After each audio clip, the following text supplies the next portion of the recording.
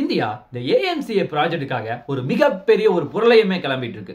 Already வந்து AMC இன்ஜினை தயாரிக்கிறதுக்காக GTRE அப்படின்னு சொல்லப்படக்கூடிய கேஸ் டர்பைன் ரிசர்ச் எஸ்டாப்ளிஷ்மெண்ட் அவங்க கூட நிறைய முக்கியமான வெளிநாட்டுல இருந்து பிரைவேட் கம்பெனிஸ் வந்து நம்மளோட சேர்ந்து இன்ஜினை தயாரிப்பாங்க அப்படின்னு சொல்லி ஒரு மிகப்பெரிய பேச்சு போயிட்டு இருந்துச்சு. அதுலயே வந்து already General Electronics, Safran, Rolls Royce இத்தனை பேர் வந்து போட்டி போட்டிருக்காங்க. இப்ப கூடவே வந்து ஜப்பானினுடைய ஐஹெச்ஐ அப்படின்னு சொல்லப்படக்கூடிய அந்த ஒரு முக்கியமான நிறுவனம் உள்ள வந்திருக்காங்க. ஆக்சுவலா இந்த ஐஹெச்ஐ நிறுவனம் வந்து மற்ற 3 பிரைவேட் கம்பெனிஸை டோட்டலா அடிச்சு நொறுக்க போகுது. அந்த அளவுக்கு பிரம்மாண்டமான இன்ஜினை இந்தியாவுக்கு கொடுக்க தயாரா இருக்காங்க. அதுவும் பர்டிகுலரா XF91 அப்படின்னு சொல்லப்படக்கூடிய ரொம்ப அட்வான்ஸ் டெக்னாலஜியான இன்ஜின். அப்படி அதில் என்னதான் இருக்கு இந்தியாவினுடைய ஏஎம்சிஏ ப்ராஜெக்ட்டுக்கு, அது சரியா இருக்குமா, இதுல எந்த மாதிரி சேலஞ்ச் இருக்கு, இது எல்லாத்தையுமே டீடைலா இந்த பதிவில் பார்க்க போறோம். வணக்கம் நண்பர்களே, welcome back to Gold Whale official channel. First நம்ம பார்க்க போற ஒரு முக்கியமான விஷயம், இந்தியா ரீசன்ட் டைம்ல ஏஎம்சிஏ அப்படின்னு சொல்லப்படக்கூடிய அட்வான்ஸ் மீடியம் காம்பாக்ட் ஏர்கிராஃப்ட் 5.5 ஜெனரேஷனுடைய மிகப்பெரிய மல்டி ரோல் ஃபைட்டரை இந்தியா வந்து தயாரிக்க ஒரு மிகப்பெரிய முயற்சி நடந்துட்டு இருக்கு. ஏஎம்சிஏ MK1 என்ன பண்ணும், அதுவும் பர்டிகுலரா அமெரிக்காவினுடைய ஜெனரல் எலக்ட்ரானிக்ஸ் நிறுவனத்தினுடைய F414 அப்படின்னு சொல்லப்படக்கூடிய அந்த இன்ஜினை யூஸ் பண்ணி இந்தியாவில் மேனுஃபேக்சரிங் பண்ணி 2 நிறுவனம் HAL மற்றும் ஜெனரல் எலக்ட்ரானிக்ஸ் 2 நிறுவனத்தோட கூட்டு சேர்ந்து அதை தயாரிச்சிடுவாங்க. பட் ரெண்டாவது முக்கியமான ஒரு வேரியன்ட் தான் MK2 வேரியன்ட். ஆக்சுவலா அதை வந்து இந்தியாவில் வெளிநாட்டுல இருந்து பிரைவேட் கம்பெனிஸ் அவங்க எல்லாரும் சேர்ந்து இந்தியால புதுசா ஒரு இன்ஜினை தயாரிக்க போறாங்க. அதுவும் பர்டிகுலரா ஏஎம்சிஏ அப்படிங்கிற ஒரு முக்கியமான வேரியன்ட். ஆக்சுவலா இந்த வேரியன்ட் வந்து இந்தியாவுக்கு ரொம்ப முக்கியமானதா அப்படின்னு சொல்லி கேட்டா நிச்சயமா முக்கியம் தான். ஏன்னா இது வரைக்கும் வந்து நம்ம உலகத்துல இருந்து நிறைய பிரைவேட் கம்பெனிஸ் வெளிநாட்டுல இருந்து இன்ஜின் வாங்குறது இந்த மாதிரி பல வேலைகளை பண்ணிட்டு இருந்தோம். பட் வரலாற்றுல முதல் முறையா சொந்தமா ஒரு இன்ஜினை தயாரிக்க போறோம். ஆல்ரெடி வந்து காவிரி இன்ஜின் 1980 இருந்து கிட்டத்தட்ட 2025 வரைக்கும் மிகப்பெரிய ஊசலாடிட்டு இருக்கிறது நமக்கு எல்லாத்துக்குமே தெரியும். பட் அதையும் தாண்டி நம்ம புதுசா ஒரு எடுக்கிற முயற்சி தான் இந்த ஏஎம்சிஏ MK2 அப்படிங்கிற ஒரு முக்கியமான இன்ஜின் ப்ராஜெக்ட். ஆக்சுவலா இது எல்லாத்தையுமே ரெடி பண்ணி 2032க்குள்ள எங்களால இன்ஜினை தயாரிச்சு ஃபுல் அண்ட் ஃபுல் அவுட்புட்டை கொடுக்க முடியும் அப்படிங்கிற ஒரு மிகப்பெரிய நம்பிக்கையை ஜிடிஆர்இ நிறுவனம் நமக்கு தெரிவிக்கிறாங்க. 2035 போது நாங்க ஏர்கிராஃப்டையே வந்து அவுட்புட் பண்ணிடுவோம் அப்படின்னு சொல்லி ஒரு மிகப்பெரிய நம்பிக்கையை இந்தியாவுக்கு கொடுக்குறாங்க. ஆக்சுவலா இந்த ஏஎம்சிஏ MK2 இதுல இந்த இன்ஜின் வந்து எந்த மாதிரி ஒரு ரெக்யூர்மெண்ட், நமக்கு தேவையானது ட்ரை ட்ரெஸ்ட்ல ஜஸ்ட் ஒரு 110 கிலோ நியூட்டன் வேணும். அதை தாண்டி ஆஃப்டர் பர்னர்ல அதாவது எக்ஸ்ட்ரா ஃபியூலை ஸ்ப்ரே பண்ணி அந்த மெத்தட் மூலமா கிட்டத்தட்ட ஒரு 125 கிலோ நியூட்டன் இருந்தாவே எங்களுக்கு போதுமானது அப்படிங்கிற ஒரு ரெக்யூர்மெண்ட்டை வைக்கிறாங்க. அதை தாண்டி இந்த இன்ஜினோட வெயிட் வந்து பெரிய லெவலில் இருக்கக்கூடாது. டெம்பரேச்சர் வந்து 1700 இருந்து 1800 டிகிரி செல்சியஸ்க்குள்ள தான் இருக்கணும். அதை தாண்டி இதனுடைய வேகம் அப்படிங்கிறது மேக் 1.5க்கு மேல இருக்கணும். அதாவது இந்த ஏஎம்சிஏனுடைய ஏர்கிராஃப்டினுடைய வேகம் 1.5க்கு மேல இருந்துச்சுன்னா தான் எதிரி அட்டாக் பண்ண முடியும். அந்த மாதிரி ஒரு இன்ஜின் கேப்பபிலிட்டி வேணும். அதை தாண்டி இது வந்து டாக் ஃபைட் பண்ற மாதிரி இந்த இன்ஜின் வந்து ரெடியா இருக்கணும்.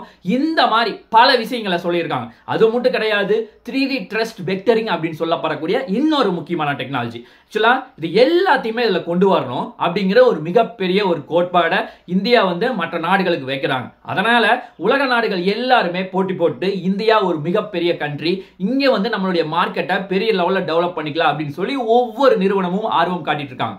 அந்த வரிசையில இப்போ ஜப்பானினுடைய XF91 அப்படின்னு சொல்லப்படக்கூடிய அந்த ஒரு முக்கியமான இன்ஜின் வரப்போகுது. ஆக்சுவலா இது சாதாரண இன்ஜினே கிடையாது. ஏன்னா இது வந்து 6வது தலைமுறை போர் விமானத்தினுடைய ஒரு முக்கியமான ப்ராஜெக்டினுடைய இன்ஜினை தான் இங்க கொண்டு வர போறாங்க. அதுவும் பர்டிகுலரா 2 முக்கியமான ப்ராஜெக்ட் ஆல்ரெடி அவங்க அவைலபிள் வச்சிருக்காங்க. என்னதான் இந்த XF91 வந்து பெருசா பேசிட்டு இருந்தாலும் இதுல இருக்க ஒரு சின்ன விஷயம்னா இது வரைக்கும் எந்த ஏர்கிராஃப்ட்லயுமே சோதனை பண்ண கிடையாது.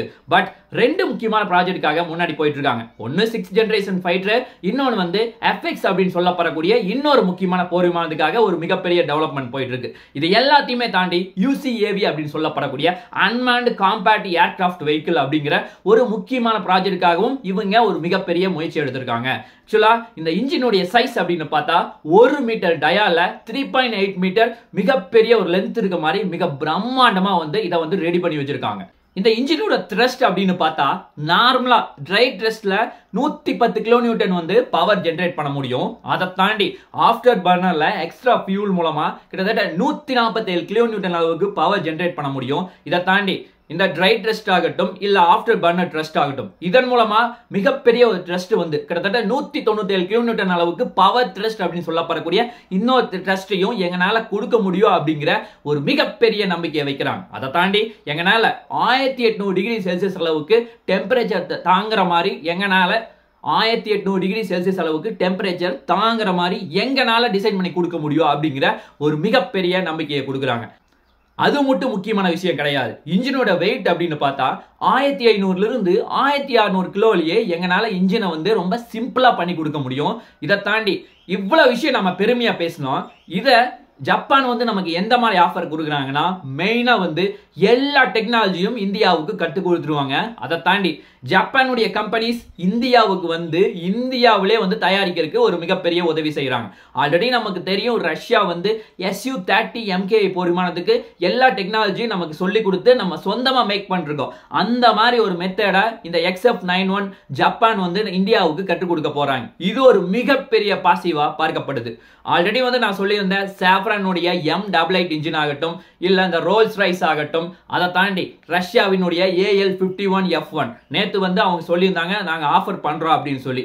அவங்க ஒரு பக்கம் 3 பேர்த்தினுடைய இன்ஜினை விட ஜப்பானினுடைய XF91 அப்படிங்கிற ஒரு இன்ஜின் வந்து பல மடங்கு பிரம்மாண்டமா காணப்படுது. அதாவது நமக்கு தேவையான எல்லா விஷயத்தையுமே இதன் மூலமா நமக்கு கொடுக்குது அப்படிங்கறதா ஒரு நிதர்சனமான உண்மையா பார்க்கப்படுது.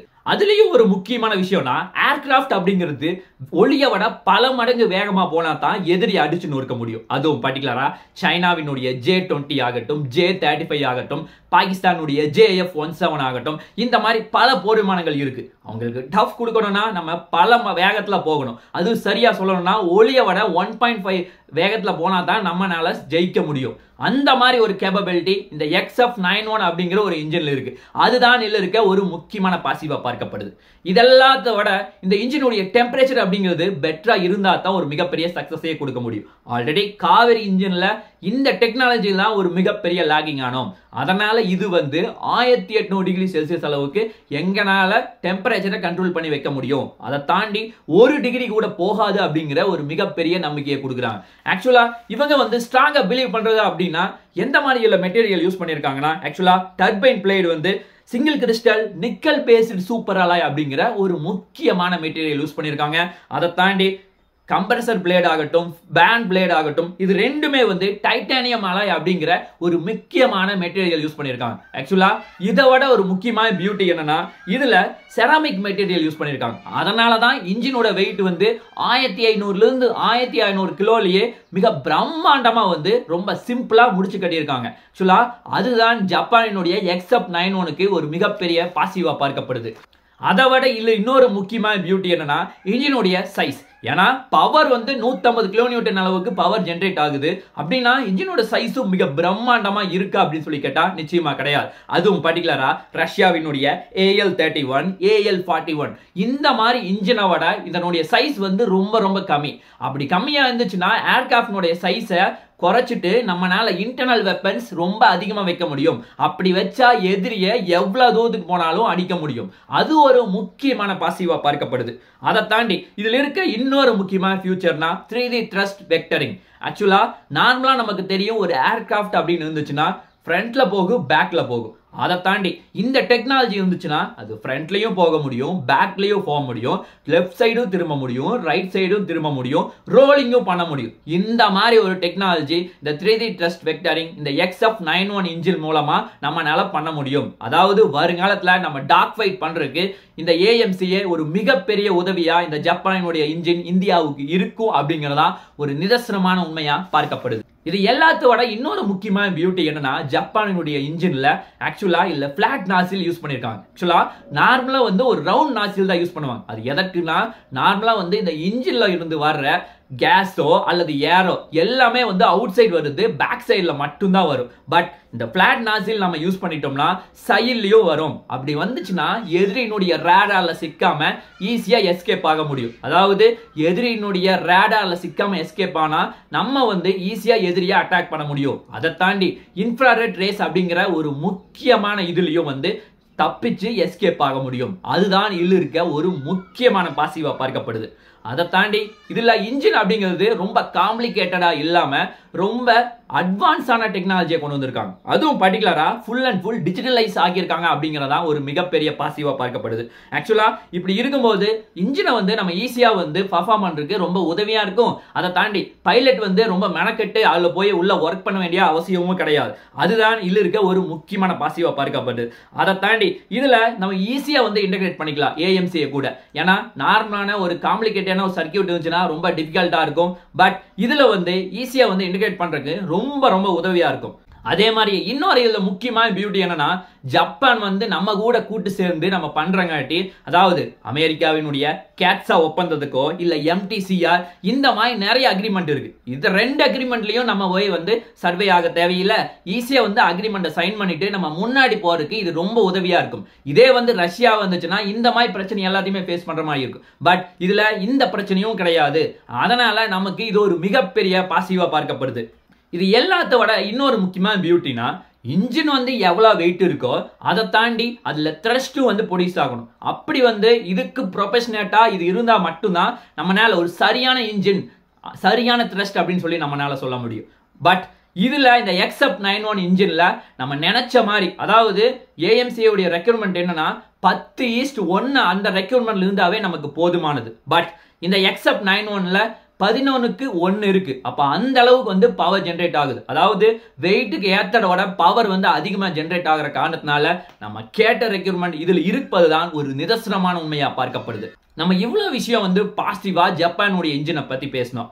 இதுலயும் ஒரு சில சேலஞ்சஸ் இருக்கு. ஆக்சுவலா இந்த சேலஞ்சை தரந்தா தான் நம்ம இந்தியாவுக்குள்ள வந்து அவங்க தயாரிக்க முடியும். அதுவும் பர்டிகுலரா மெயினான பிரச்சனையே என்னன்னா, இதை வந்து IHI அப்படின்னு சொல்லப்படக்கூடிய அந்த நிறுவனம் தான் தயாரிக்கிறாங்க. ஆக்சுவலா இவங்க போய் ஜப்பான்ட்ட அப்ரூவல் வாங்கணும். ஏன்னா அந்த மாதிரி ஒரு ரூல்ஸ் இருக்கு. அதாவது வெளிநாட்டுக்கு எக்ஸ்போர்ட் பண்ணணும்னா இந்த மாதிரி ஒரு ரூல்ஸை கடந்தா மட்டும்தான் நம்ம அடுத்த லெவலை நோக்கி போக முடியும். அதுதான் இதுல இருக்க ஒரு முக்கியமான பிரச்சனையா பார்க்கப்படுது. அதே மாதிரியே இதுல இருக்க இன்னொரு முக்கியமான பிரச்சனை என்னன்னா, இது வந்து ரொம்ப அட்வான்ஸான டெக்னாலஜியான இன்ஜினா இருக்க காரணத்தினால இது வந்து ரொம்ப டைம் எடுக்கும். அதே மாதிரி டெஸ்டிங்க்கு ரொம்ப காலம் எடுக்கும். அது ஒரு முக்கியமான பிரச்சனையா இருக்கு. அதே மாதிரி இங்க நினைச்சா ஜப்பான்காரங்க தவிர இந்தியாக்காரங்க வந்து நம்மளே வந்து ஓனா வந்து இந்த இன்ஜினை ப்ரொடியூஸ் பண்ணலாமா அப்படின்னு சொல்லி கேட்டா நிச்சயமா கிடையாது. அதற்கு சரியான டெக்னீஷியன் ஜப்பான்ல இருந்து வந்தா மட்டும்தான் இதை வந்து அடுத்த ஸ்டெப் கொண்டு போறதுக்கு ரொம்ப உதவியா இருக்கும். இதை விட இதுல இன்னொரு முக்கியமான பிரச்சனைனா, ரஷ்யாவினுடைய இன்ஜினோ சாஃப்ரானினுடைய இன்ஜினோ அதை விட பல மடங்கு வந்து ரேட் ஜாஸ்தி இந்த ஜப்பானுடைய இன்ஜின். ஆக்சுவலா இன்னும் சரியா சொல்லணும்னா, என்னுடைய ரேட் அப்படின்னு பார்த்தா XF91ல ஒரு இன்ஜின் வந்து மேக் பண்ணி ஃபுல்லா ரெடி பண்றதுக்கு கிட்டத்தட்ட $30 மில்லியன் வந்து செலவாகும். ஆனா சாஃப்ரானோ ரோல்ஸ் ராய்ஸோ இந்த இன்ஜின்ல வந்து $20 மில்லியன் நம்மளால உருவாக்க முடியும். அதை தாண்டி அமெரிக்காவினுடைய ஜெனரல் எலக்ட்ரானிக்ஸ் F414 அப்படிங்கிற அந்த இன்ஜினை வந்து நம்மளால $10 மில்லியன் செலவுலயே நம்மளால தயாரிக்க முடியும். ஆக்சுவலா இதனாலதான் வந்து உலக நாடுகள் எல்லாருமே ரேட் நம்மளுக்கு கம்மியா இருக்கு, இதை வச்சு வந்து நம்ம பேரம் பேசி இந்தியாவுக்குள்ள வந்துடலாம் அப்படின்னு சொல்லி நினைக்கிறாங்க. பட் ஜப்பான் வந்து இது எல்லாத்தையுமே ஓவர் கம் பண்ணி நாங்க தான் ஃபர்ஸ்ட் இருக்கோம், நீங்க எல்லாம் தூசி அப்படிங்கிற அளவுக்கு பெரிய லெவல்ல அவங்க காட்டிட்டு இருக்காங்க. அதுதான் ஒரு நிதர்சனமான உண்மையா பார்க்கப்படுது. இது எந்த அளவுக்கு போக போகுது, யாரு ஜெயிக்க போறா, சாஃப்ரானா, ரோல்ஸ் ராய்ஸா, யூஎஸ்னுடைய ஜெனரல் எலக்ட்ரானிக்ஸா இல்ல ஜப்பானினுடைய IHI நிறுவனமா, இது வந்து போக போக தான் தெரிய போகுது. இது 2025 எண்டுக்குள்ள ஒரு மிகப்பெரிய முடிவை இந்தியாவினுடைய டிஃபென்ஸ் டிபார்ட்மெண்ட் எடுப்பாங்க அப்படிங்கறதான் ஒரு நிதர்சனமான உண்மையா பார்க்கப்படுது. பார்க்கலாம் என்ன நடக்குது என்று சொல்லி நாளைக்கு இன்னும் ஒரு நல்ல ஒரு வீடியோவில் உங்களை நான் சந்திக்கிறேன். நன்றி, வணக்கம், தேங்க்யூ, ஜெய் ஹிந்த்.